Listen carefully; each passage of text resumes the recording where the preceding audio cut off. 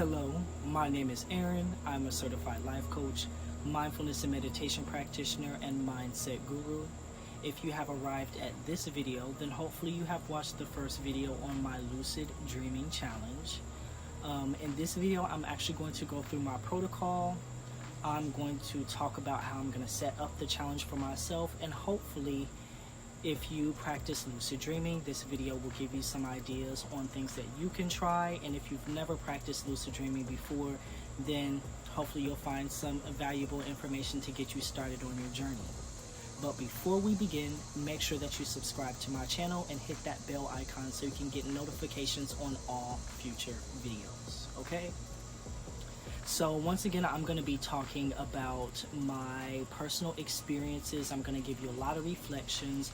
I'm going to even read some quotes from a few books so that you have a few resources, and I will include the links to those books in the caption section below in case you want to check those out for your own benefit, okay?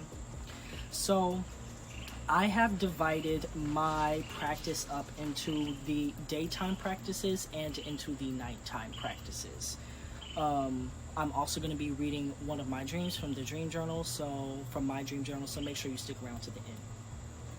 So if you have practiced lucid dreaming before or dream yoga, then I'm pretty sure you're familiar with a lot of these practices, but I'm going to talk about my interpretation of them and reflect on them from my personal experience.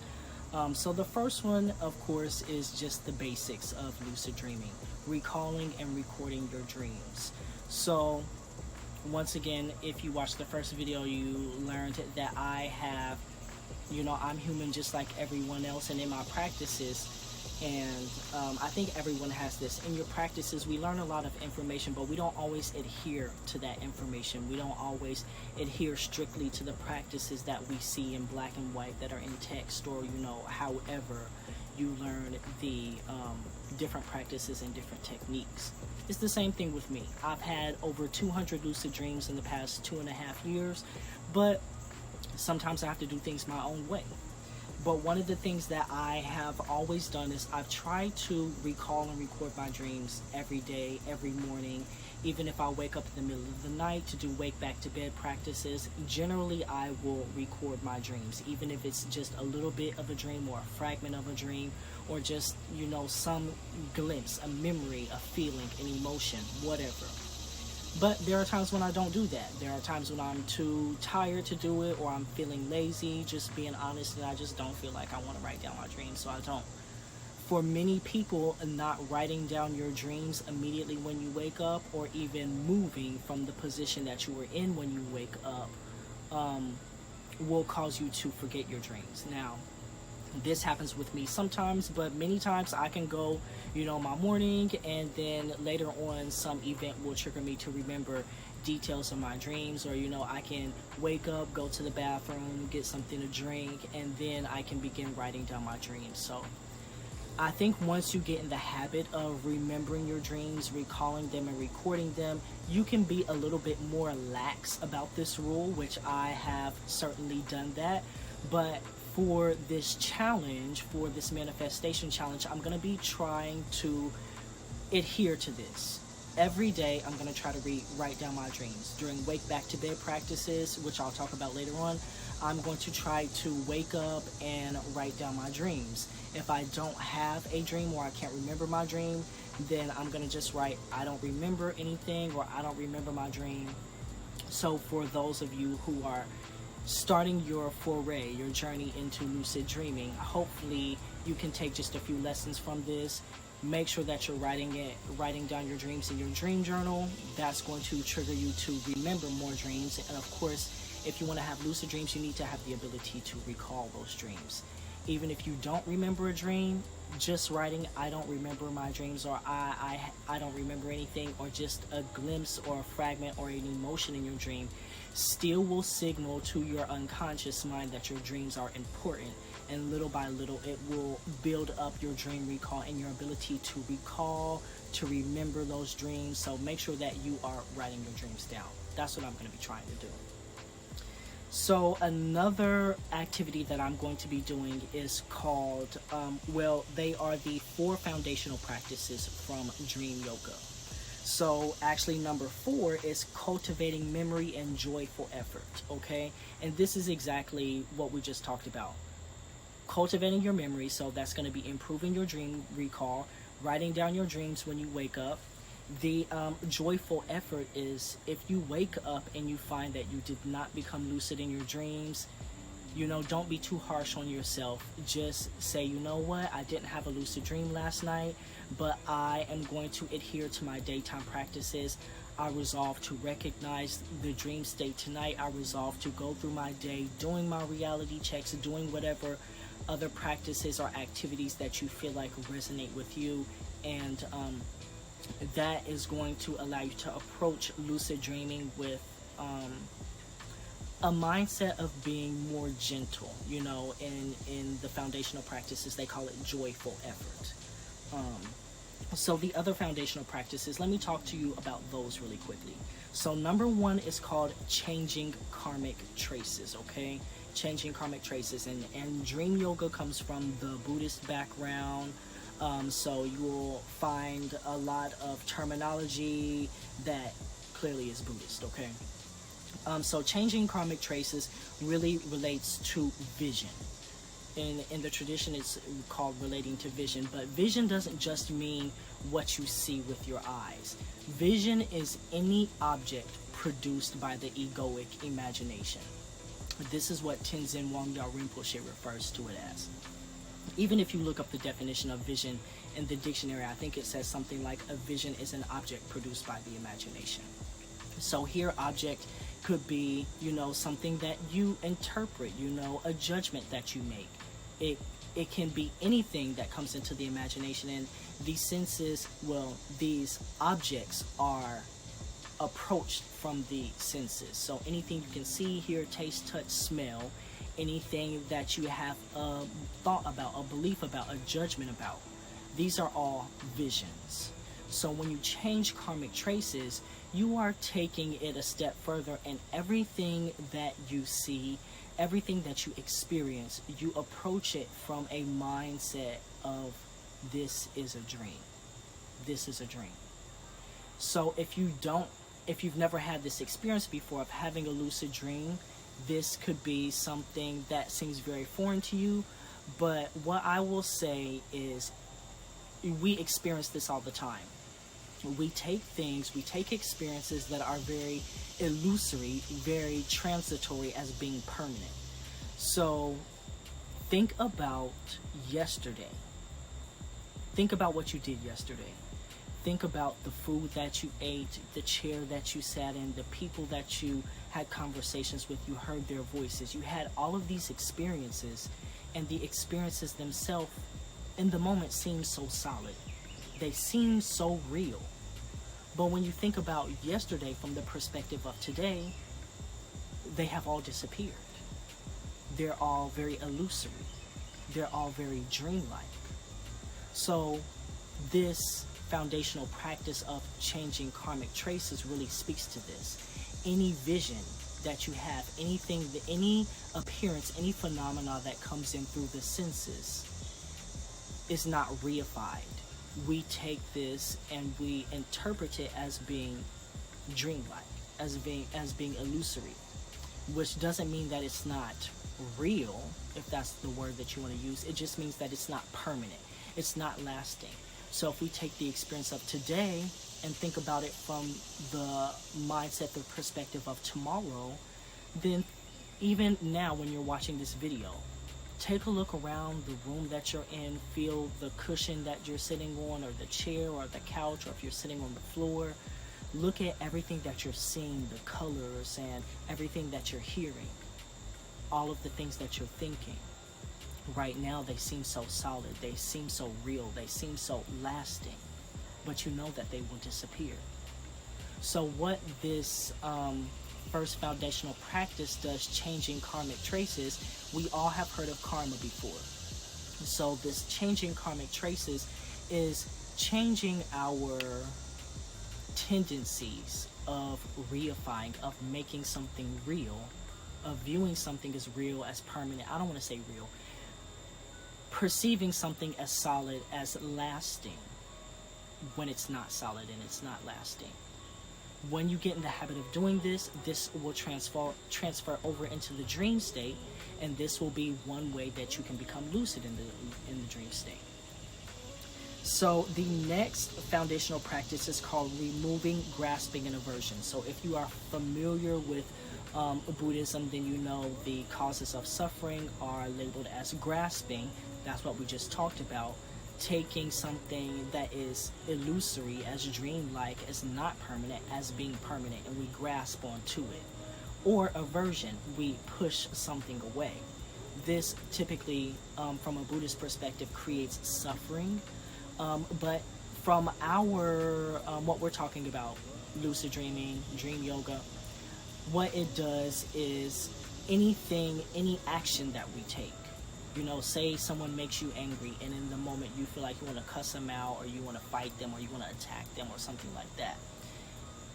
Once again, this is taking the vision a step further, and now you are reacting. It's not just what you're seeing, it's not just what's coming in through your senses, it's how you're interpreting that information and how you're responding to it. So once again, we take it a step further. So say someone is making you upset, you're to realize that, okay, there are some emotions that are flowing through the body, and those emotions themselves are illusory. Now, do I need to respond to this situation as it being permanent, as it being solid, as it being lasting? Because once again, that's going to make me not lucid. That's going to make me non-lucid in the waking state. So when I go to sleep, typically we do the same thing. In a dream, you react to the phenomena as if they are solid, as if they are real, as if they are lasting, when we know that's not true. When you wake up, you see that it was all a dream. But in the moment, you respond to it as if it's not a dream. So we're doing these daytime practices so that you get in the habit of doing this, and hopefully this transfers over into your nighttime dreams. And once again, this causes you to wake up in the dream state. You see my dog in the background. So the next, the third of the foundational practices is called strengthening the intention. So what you will do and what I'm going to do is, before I go to bed, I'll think back over all of the experiences that I've had throughout the day, and I will let them run through my mind.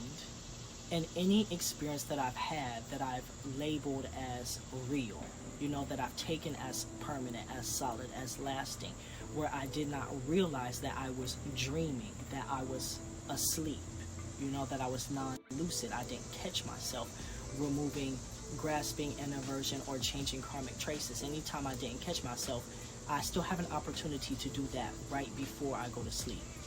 So, my dog. So right before I go to sleep, so I'll allow the memories, allow the emotions to come back up, but I will strive to recognize, oh, that was a dream. I'm not even there anymore. You know, I'm not even in that experience anymore. It's already gone. And then I'll resolve, tonight, I will recognize the dream as a dream. Tonight, I resolve to realize I'm dreaming while I'm dreaming.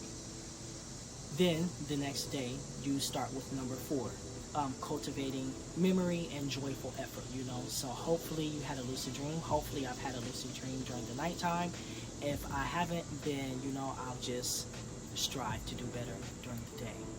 So I'm going to do the 4 foundational practices, and let me tell you where you can get this information from. If you've never seen this book before, The Tibetan Yogas of Dream and Sleep, this is written by Tenzin Wangyal Rinpoche, the same guy I told you about earlier. You definitely want to go ahead and get this book. I will include a link to it in the caption below, so that if this interests you, and it goes through more than the foundational practices that I've talked about thus far. So if you're interested in that, you will have that resource. Let me pull my next book. So of course, a lot of us are familiar with reality checks. Now, over my time practicing lucid dreaming and dream yoga, I have had different realizations, and I want to just talk to you about my reflections on reality checks, okay? So for those of you who are new to these activities and these exercises, reality checks are going to be actions that you perform to test if you are in the dream state or not. So if you say something very odd or very strange happens, something that just seems like, oh, this would only happen in a dream, there are different activities, different things that you can do. So one of my favorite ones is just pinching my nose and seeing if I can breathe. Because if you're dreaming, clearly your physical body is still laying in bed and you're reacting, you are carrying on in the dream body. So if you pinch your nose and you try to breathe, clearly the physical body is still breathing. So you're going to be able to breathe with your nose pinched.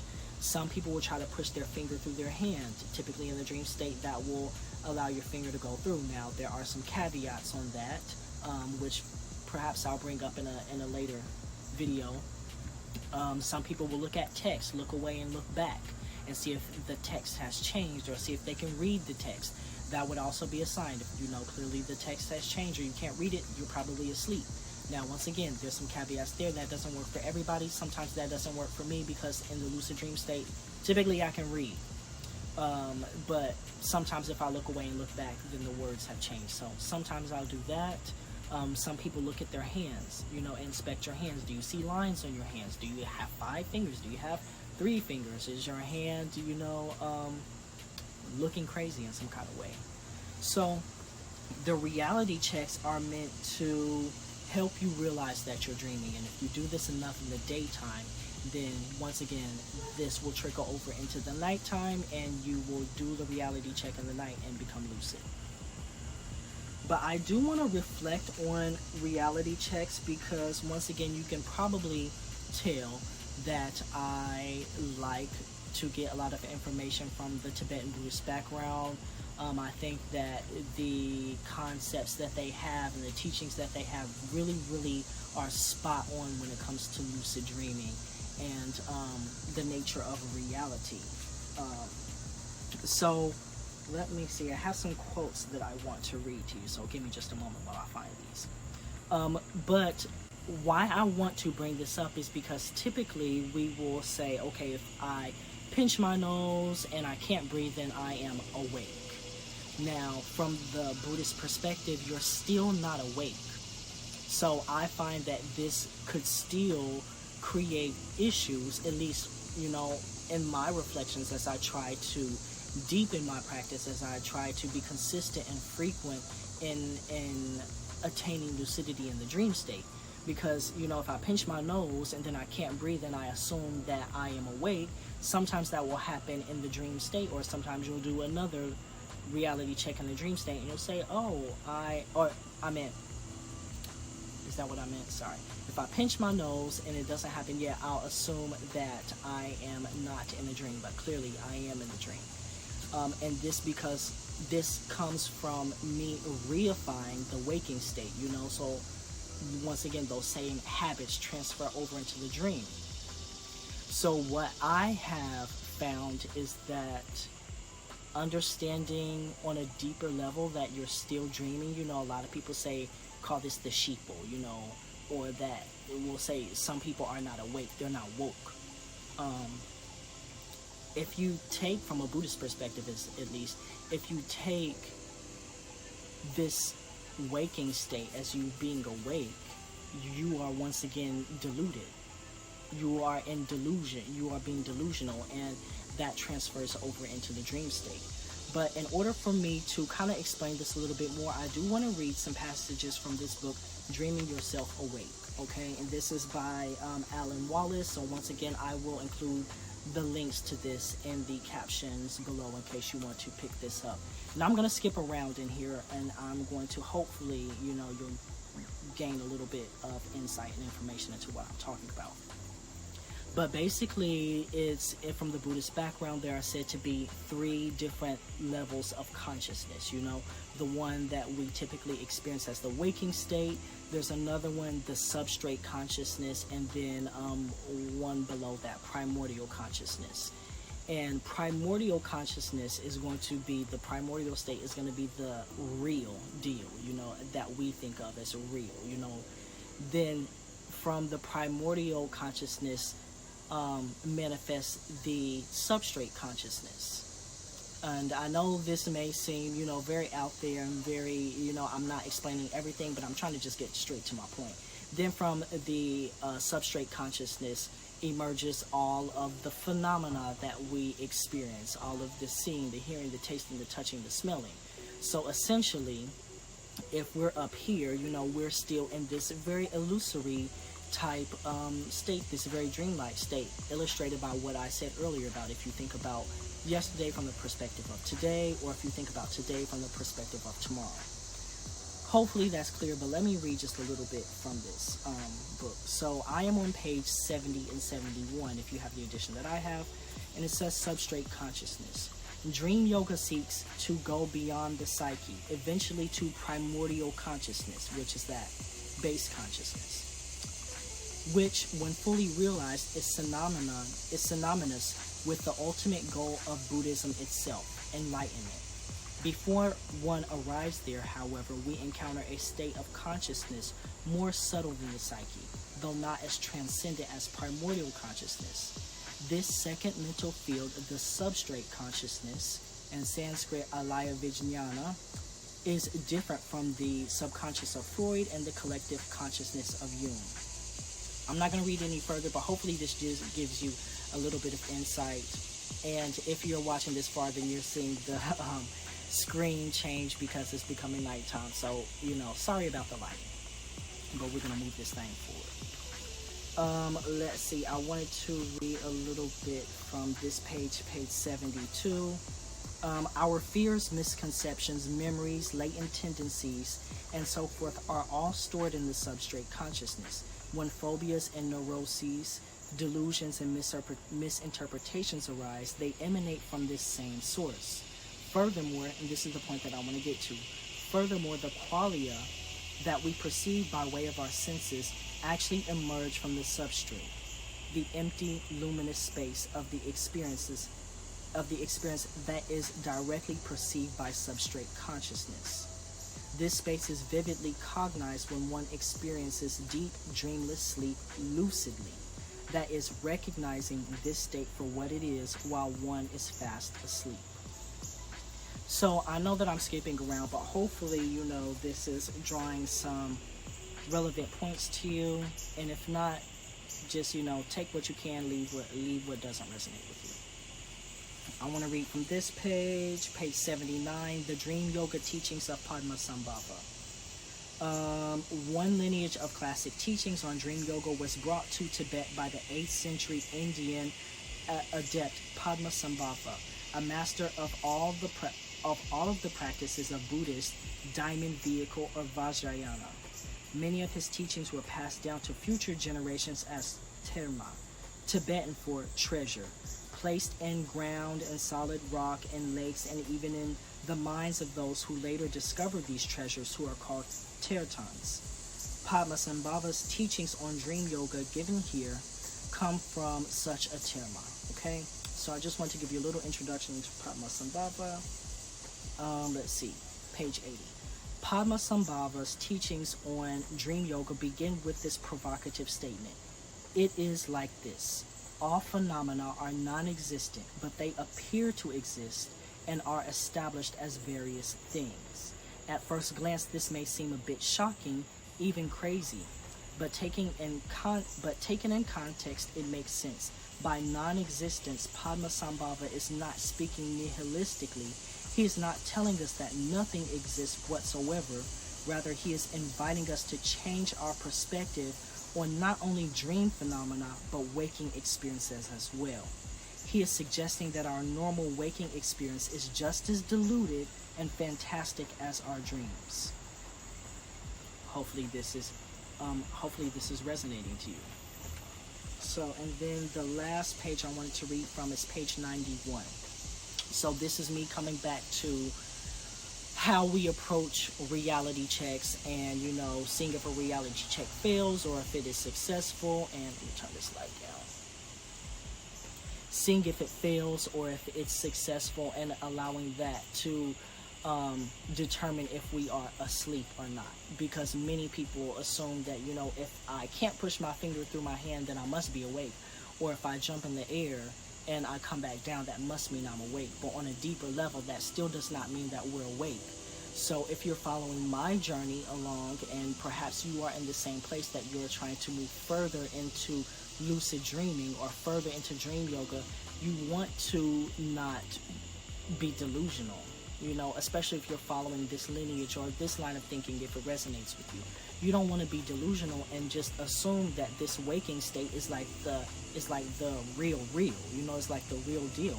Because once again, you'll carry that over into the dream state, and you'll still reify all of the appearances that are there in the dream state, and you'll be less likely to become lucid. So me, when I do reality checks, even if the reality check fails, I'll still remind myself, hey, even though the reality check failed, I'm still dreaming. This is a dream, and I have experienced this on an experiential level.